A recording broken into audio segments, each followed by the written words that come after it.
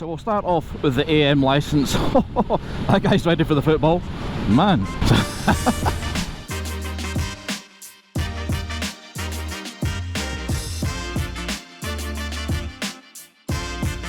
Yo, what's going on, dudes? Hopefully everyone is doing okay. So welcome back to the channel. So I thought what we'd do in this video is we'd go over the different types of licenses that you can get in the UK. So the bike licence in the UK can be a little bit confusing the first time you look into it.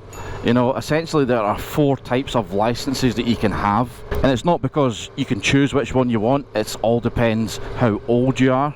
So the licenses we have is the AM, the A1, the A2 and the A. So one thing that all these tests have in common is you're going to have to do the 4 same things. You're going to have to pass your CBT, which is your compulsory basic training, your theory test, your mod 1 and your mod 2. So to get any of those licenses you have to do those 4 stages. The one thing I'm going to give you a quick kind of overview of is the CBT. I'm not going to go into what you do and what's involved, but basically there should be 2 parts to your CBT. There should be a morning session and an afternoon session. So your morning session will be manual handling of the bike, starting the bike, going up and down the gears, putting it on and off the stand, and then riding it about in the training area, just getting used to the bike, how it feels, all that sort of stuff. You'll then stop for some lunch, and then you'll have the afternoon session. The afternoon session will be out on the road, and you should spend at least a couple of hours riding about out on the road and just getting used to how the bike feels. Now the thing is, the CBT is not a test. You cannot fail a CBT. If your instructor thinks that you're not safe enough to go out on the road by yourself, they can refuse to give you your certificate, and if that happens you'd be brought back for a second session just to go over everything, try and get you out on the road, get you as safe as possible before they issue you with your CBT certificate. So that's the first thing you have to do regardless of what license you're going for. The second thing is the theory test. Basically you can buy books now, you can buy apps, you can buy so many different things online that help you pass your theory test. Most of it is common sense, but then there is a part of it which is to do with like braking distances, a little bit of maintenance on the bike, some general things that are about the bike itself, so you have to do a wee bit of studying for that. So the theory test has 2 parts.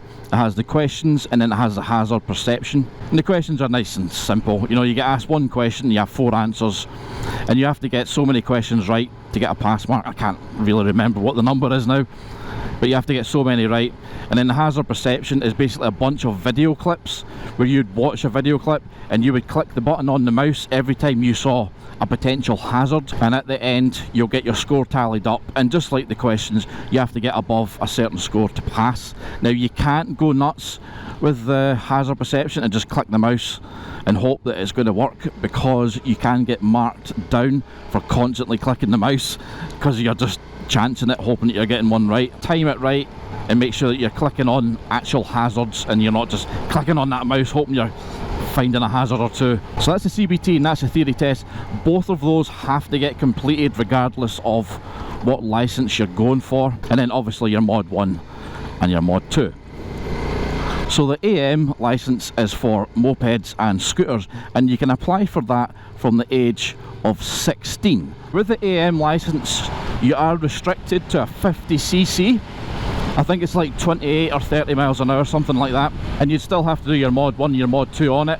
And then when you pass, you'll have your AM license, which means you can take your L plates off. You don't need L plates, and you can also take a pillion passenger. I mean, I don't know how comfortable I would be taking a pillion passenger on a little scooter, but you could do if you wanted. You've got to kind of ask yourself, is the AM license for you? I mean, it's not for everybody, is it? I mean, to be honest, there's not much difference between doing a CBT and getting your AM license. The only difference is with a CBT you have to use L plates and you can't take a pillion passenger. So I mean, is it worth doing all that when you're 16? Depends on the person, you know. Everybody's circumstances are different, but if you wanted to at 16 you could hold a full AM license. Now obviously that only allows you to ride a scooter at 50cc. You cannot ride anything else. You can't ride a 125, you can't ride any sort of geared bike because you passed your test on essentially a twist and go. That's what they call them, a twist and go bike. You sit on it, you twist the throttle and the thing goes. That's it, there's no gears to worry about. So that's the AM licence, entirely up to the person if that's what they want. But when you're 17 years old, you can get your A1 licence. You've got a bit more flexibility with that. The A1 licence means you can ride anything up to a 125cc, and of course you do it on a geared bike. So you could ride a scooter if you want, and you can also ride any 125 that has gears. Now the process is exactly the same: CBT, theory test, mod 1 and mod 2, and then after you pass you would have a full A1 licence, allowing you to take the L plates off your bike and also allowing you to take a passenger if you wanted. Oh my god, they've redone all these roundabouts, man, so smooth. I've got a new back wheel on as well, I need to be careful.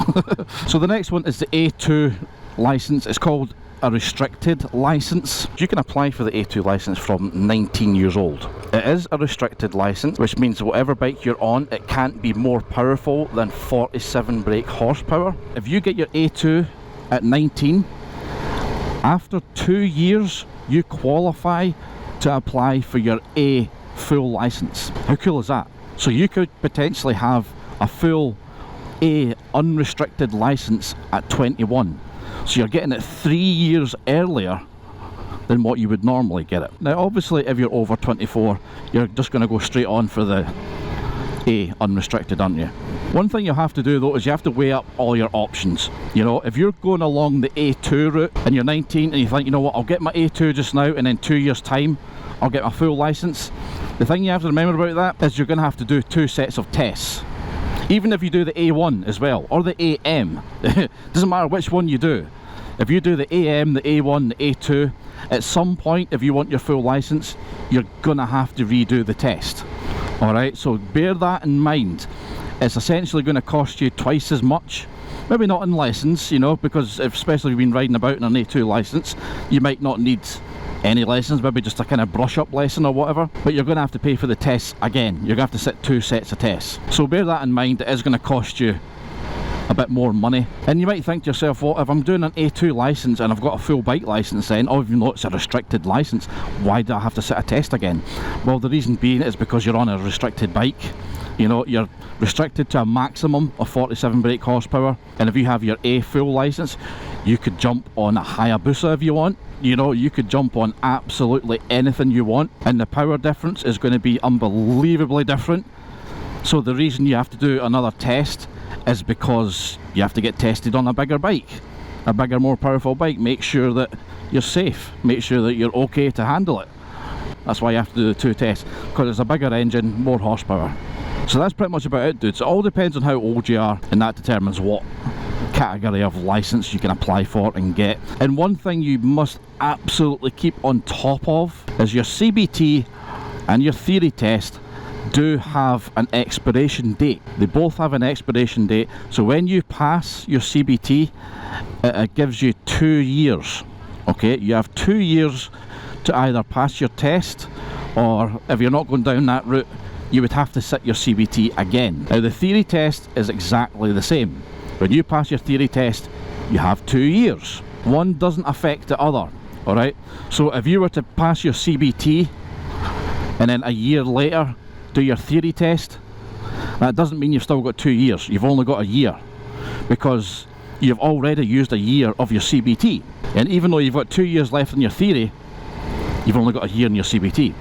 So if you think, oh, I'll wait a year and then I'll do it, well, your CBT's ran out, you've still got a year in your theory test, but you're going to have to redo your CBT again. You see, so it can get a bit confusing. Some people do get caught out with that. So what I'd suggest you do is try your best. I know it's not the easiest thing at the moment because of COVID.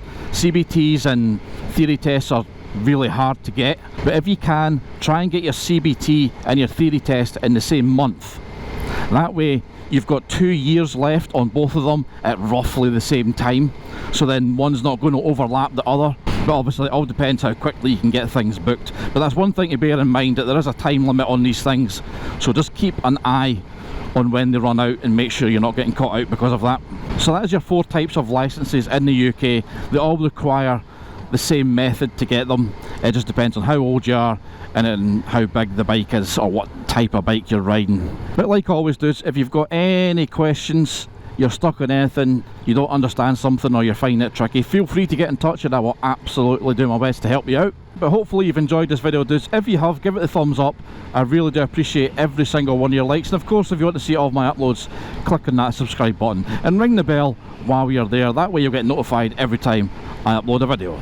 But until next time, dudes, stay safe, ride safe, and take it easy.